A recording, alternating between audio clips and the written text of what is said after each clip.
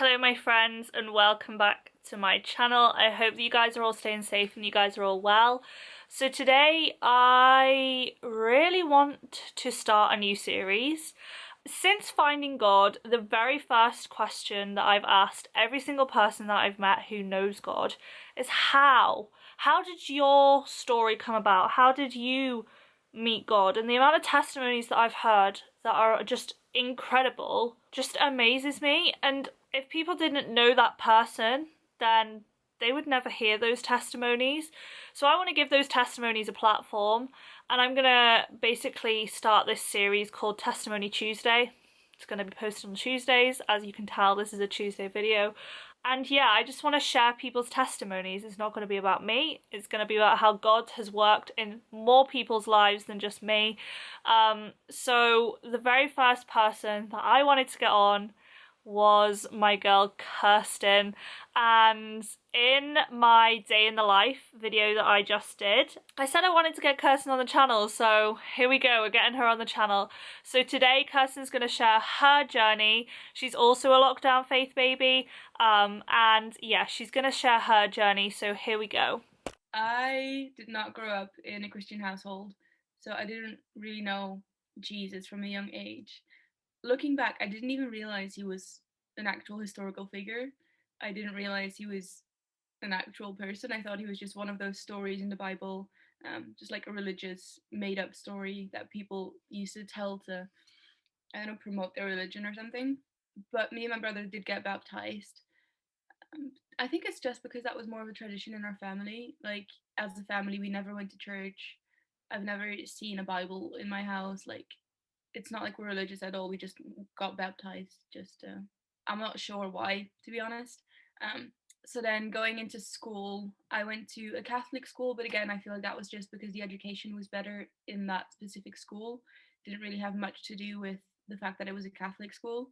And even in that school, we never went to church or anything. We had religion as a subject, but we just learned about like all the facts of the world religions, and that was it. We didn't learn more about what it was like to be a Christian. We didn't learn what it was like to actually live out and like live in faith.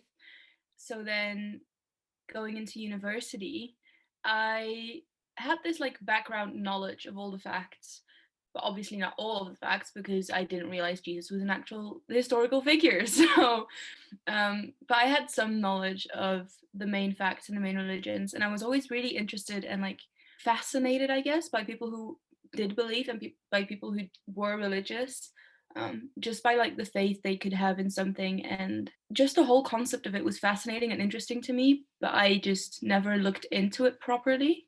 I remember, I think it must have been like my first year of university, thinking about it and being like, I think I can relate most to Buddhism, and like that was the extent of my like religious, I don't know, thought process.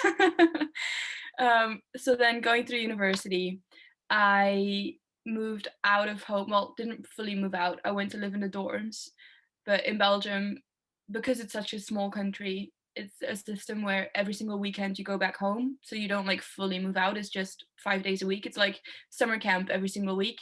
Um, and obviously, being at university, being in my first year, I was in this whole new environment with a whole bunch of new people on my own for most of the time for the first time in my life.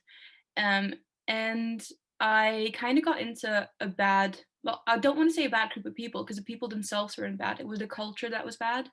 So it was a very big partying and drinking culture, which is very big in Belgium, especially at the universities. There's a really big drinking culture with just unhealthy. Well, honestly, like looking back, thinking back, sorry, mom and dad, thinking back to like what I was doing in first year and second year, I'm amazed by the fact that I could still go to my lessons every single day. Like I would go out until 5 or 6 in the morning and then be in my practical gymnastics class at 8 a.m. And I would do that like 2 or 3 times a week. And it's crazy looking back. So yeah, I got involved in that party drinking culture while trying to stay on top of my coursework and keeping a social life and like just doing everything that you have to do at university. And while going through that, I kind of developed a really bad relationship and mentality around drinking. I had like other mental health issues as well that were piling up over the years. And then in my third year of university, I went to study abroad in Germany for a whole year. So obviously I wasn't going home on the weekends anymore. I was in a different country. That wasn't really an option. So I was there for the entire year.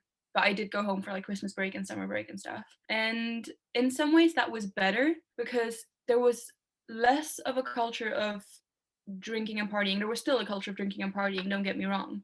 But there was also that mindset between all of us international students of we're in this different country, we're in this different place. We can make the most of it. We can go traveling, we can go see things, do stuff.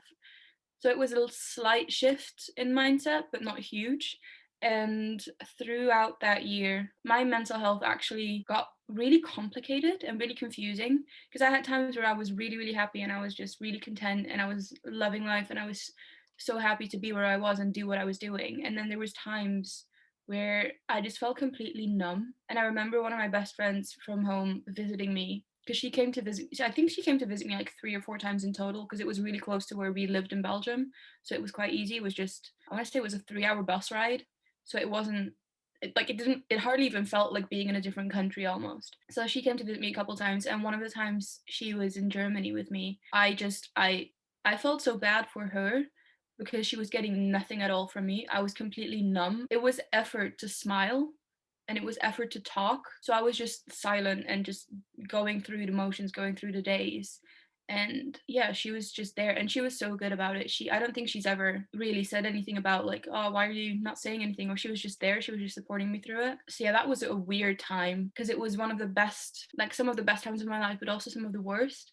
And then after that year, went back home, did another year of studying in my university back home in Belgium, but I lived at home for that year. So I didn't live in the dorms. I was just at home with my family.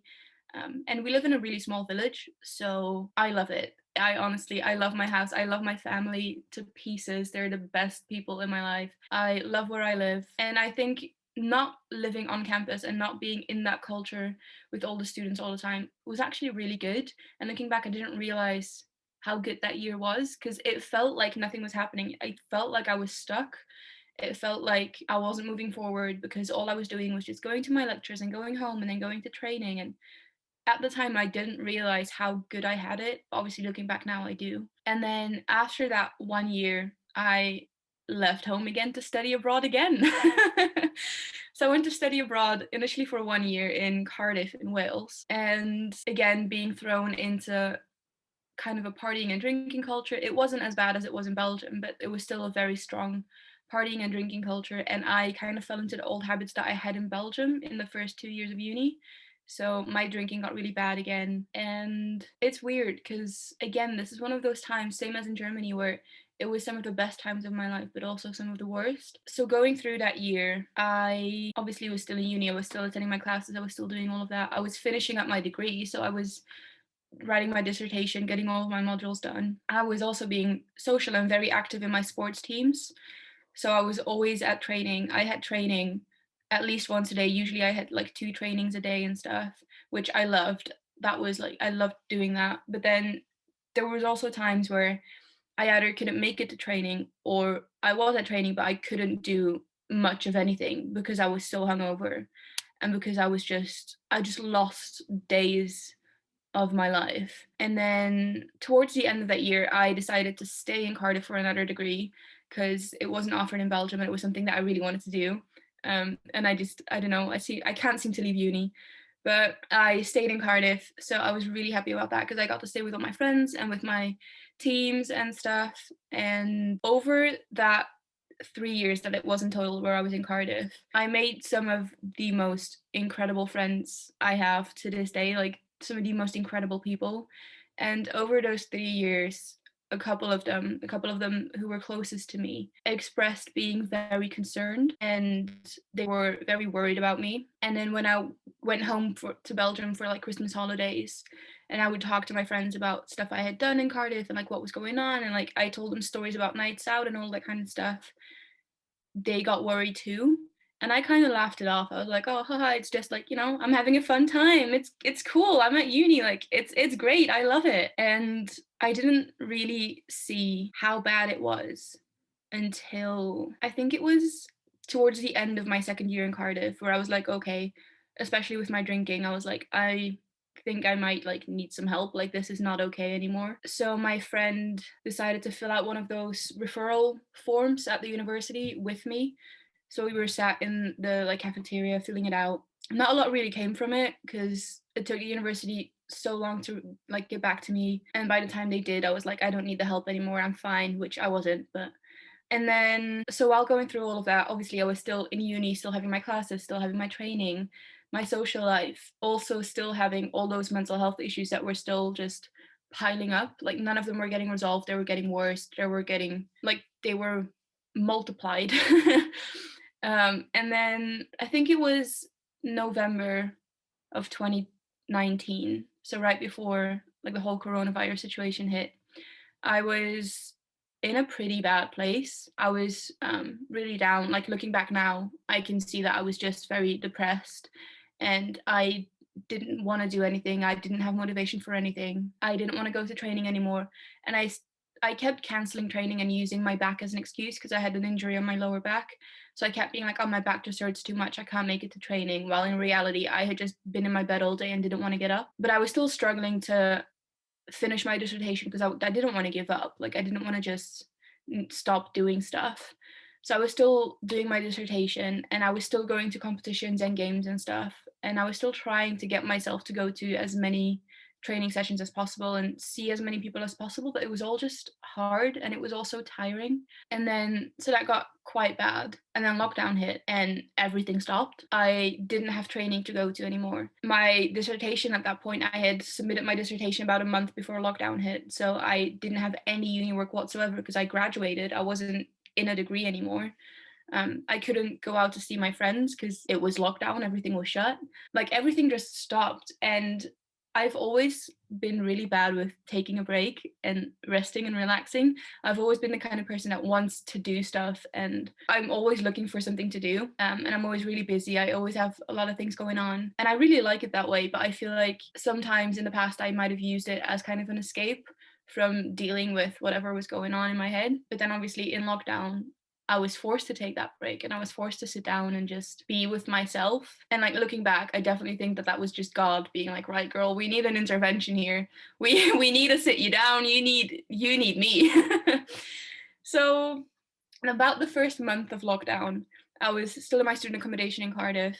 And me and my friends who were staying there as well, because we were seen as like one household, we were just hanging out all the time. And most of them were starting to like finish up their assignments and exams and everything as well, or they were being pushed back because of the lockdown. So it was just a very weird time, obviously, for everybody. And we would like play drinking games almost every single night, and our sleep schedules got so weird. We would sleep like all day and be up all night kind of situation. It was so weird. And then after about a month, maybe like three, how long was it? I think it was around the middle of April. I messaged one of my friends, who's actually one of the girls that I first met when I first went to Cardiff. And I saw somehow, I still to this day can't remember how, but somehow I knew that she went to this one church in Cardiff, and that old like fascination, I guess, just kind of flared up again. And because it was lockdown, I didn't have anything else to do. Because it was lockdown, I just messaged her and I was like, so like, hey, how are you, like, what's going on? Also, I saw that you go to church, what's that about? And so she replied to me, and she was really good. She just like explained what she believes, what the church means to her and stuff. And then the church was actually running an alpha course at that time. So she suggested I just go to the alpha course, and she was like, just check it out. If it's not for you, it's not for you. Like, it's free. Just go for it if you want. And again, it was lockdown. I had nothing else to do. So me being me and wanting to just fill up my planner, I was like, cool, sign me up. I'll sign me up for anything. So I went on the alpha course, and the first week I went, because I missed the first week of the actual course, so I joined on the second week, and it was all about Jesus and who Jesus was. And I remember just being in that Zoom call and just being so confused, because I was like, wait, he was a person, Like, this was an actual guy? That's not just like a story? Like, what? And I got so confused, and then I learned so much. And the people on the course were all so lovely. And what I liked a lot about the course is that it wasn't just Christians. It was people from all ages, all backgrounds.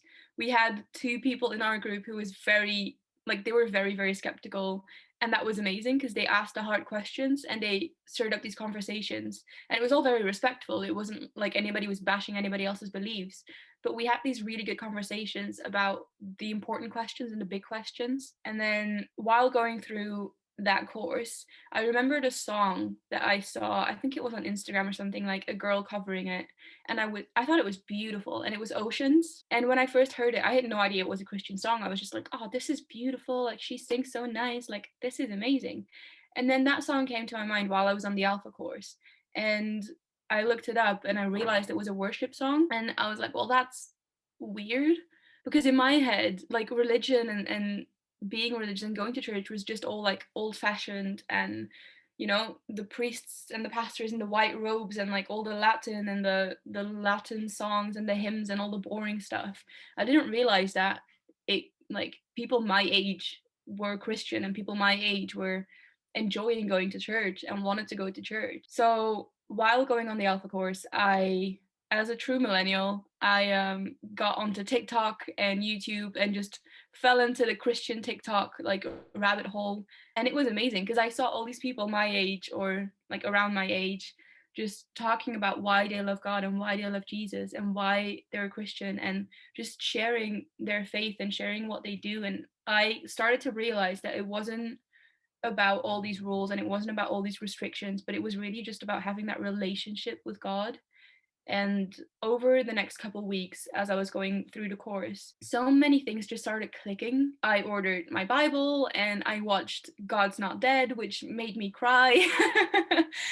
And I just learned so much through it. And then I don't have an exact memory of realizing or like making the decision like, right, I'm going to follow Christ, but I think it was more gradual over those couple weeks. Looking back now, so much has changed, and it's incredible just to look back and see how different I am compared to what I was before, and in how, like, I'm in such a better place right now, obviously.